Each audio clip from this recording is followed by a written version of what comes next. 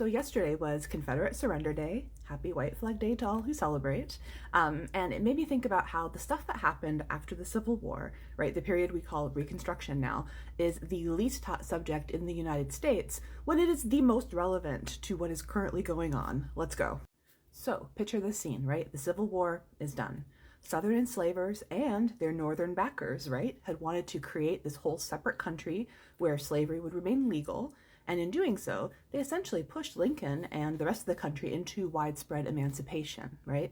And we know that a huge number of formerly enslaved Black people participated in the war, both as soldiers in the United States colored troops, but also as that vital infrastructure support and in any possible role they could. And most of them did this because they believed that fighting against the Confederacy was a surefire path to citizenship, right? And it's logical. Like, if slavery is banned, then the most logical way to treat the formerly enslaved would be to fold them into the rest of the citizenry. But that question remained, right? Like, how do you do this? How do you fold a huge minority population into a society when they didn't have all the tools that were required to be full participants in democracy, right? Literacy, reading comprehension, the ability to work and live in the pursuit of happiness, because they were actively prevented from accessing those things when they were enslaved.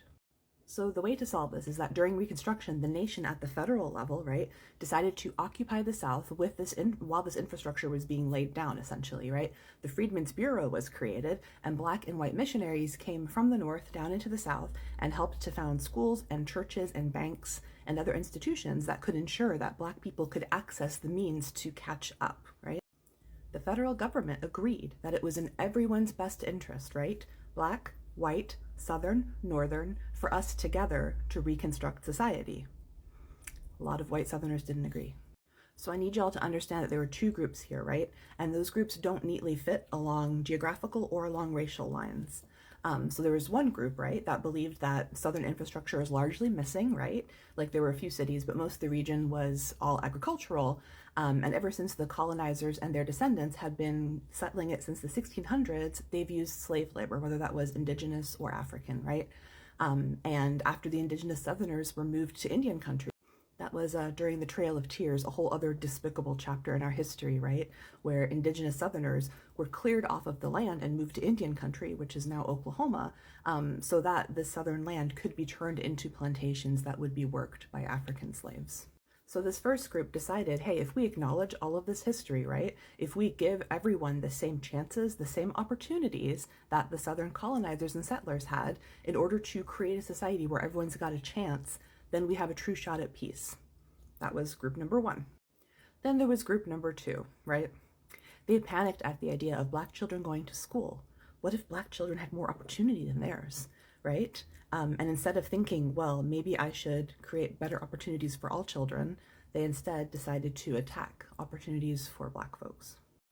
How do they do this? Well, they swarmed in droves to join these white supremacist nationalist groups whose main goal was to keep race-based hatred in order to cement white economic superiority, right? By night, they put these pillowcases on their heads and hid their faces, while by day, they introduced discriminatory legislation, and they argued that white people be paid reparations for the loss of their free labor. They argued that Black people shouldn't immediately have citizenship just because slavery ended, because they believed and hoped that slavery could be reintroduced.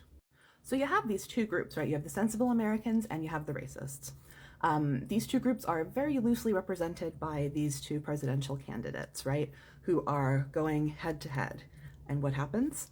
Well, the 1876 presidential election happens, and of course it is disputed. So the second team, they decide to dispute votes from the former slave states of Florida, South Carolina, and Louisiana.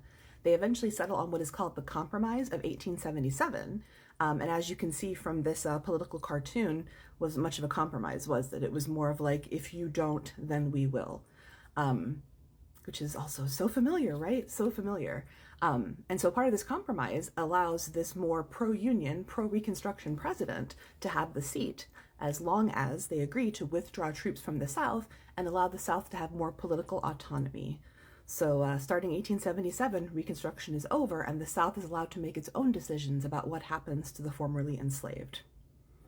Right, and this stopped all official protection of Black people's rights, It stopped all these plans for infrastructure. It cut a lot of funding, right? Southern states and cities introduced all kinds of wildly disgusting and unethical anti-Black legislation.